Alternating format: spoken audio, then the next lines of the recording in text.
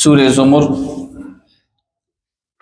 آیت نمبر 32 سلیرشتم سپارہ اعوذ باللہ من الشیطان الرجیم بسم اللہ الرحمن الرحیم فمن اظلم ممن كذب على الله وكذب بالصدق اذ جاءه أليس في جهنم مثوى للكافرين والذي جاء بالصدق وصدق به أولئك هم المتقون صدق الله العظيم سورة زمر آیت نمبر 32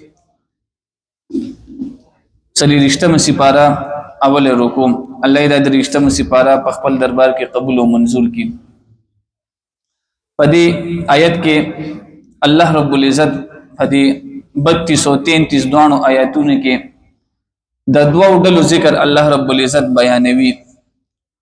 اولنې ډله دا چې کوم دی د کافرانو ده او دویم ډله دویم جماعت دا د مؤمنانو دی.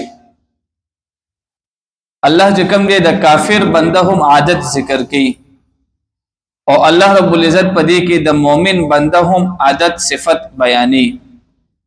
الله فرمایي چې تاسو له پته شته دي ټولو کې غټ ظالم څوک دی په دنیا کې چې دی په الله تعالی باندې دروغ تړي.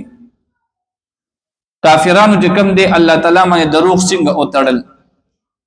چا ویل چې عیسی علیه السلام ودا د الله زوی دی دا په الله باندې ډېر غټ دروغ دي. چا ویل چې مریم علیه السلام دا د الله تعالی لور ده نعوذ بالله من ذلک. او چا دا خبره وکړه وی عزیر علیه السلام دا د الله تعالی زوی دی. او د مکی مکرمه چې کم مشرکانو هغه دا خبره وکړه چې فرشتي چې څومره دي دا د الله تعالی لوریان دي نعوذ بالله من ذلک. نو الله فرمایي چې ټولو کې غټ ظالم دا دی. الله وی چې په ما باندې دروغ او تړل دا چې کوم دی د ظالم سړي علامت دی.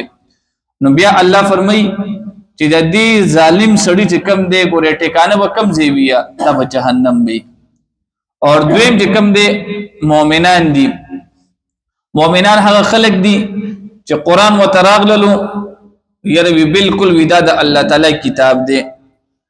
نبی له صلوات و سلام چې کله ویل چې زه پیغمبر یم نو مؤمنانو دا یقین وکړو اقرار وکړو چې نبی رسول الله اخیری پیغمبر دی.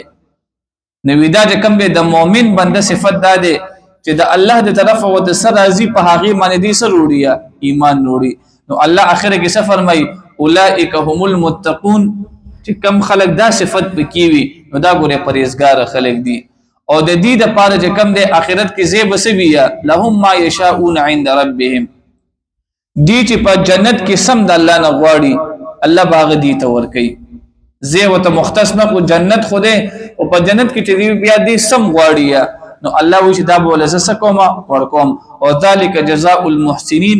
الله فرمای چې دا د نیکانو خلقو بدله ده. الله دې موږ تاسو په دې دویم ډله کې په دې دویم جماعت کې داخل کی. فمن اظلم فسوق زیاد ظالم دے ممن لها غچانا كذب على الله چې دروغه وتړل په الله تعالی باندې وكذب بالصدق او دروغه وګڼلو رښتینی خبره اذ جاء هر کله چې راغله دیتا دتا الیس فی جهنم عین د په دوزخ کې مثوان زیل الکافرین د کافرانو د پارا والذی جاء بالصدق او چاچ روړلا رښتونه خبره وصدق به او چاچ تصدیق وکړلو ردی اولئک هم المتقون هم دادی پرهیزګاران لهم ما یشاءون عند ربهم او د دې لپاره هغه څه چې دی به غواړي عند ربهم د دې رب سره ذلك جزاء المحسنين هم دا د جزاء د نیکانو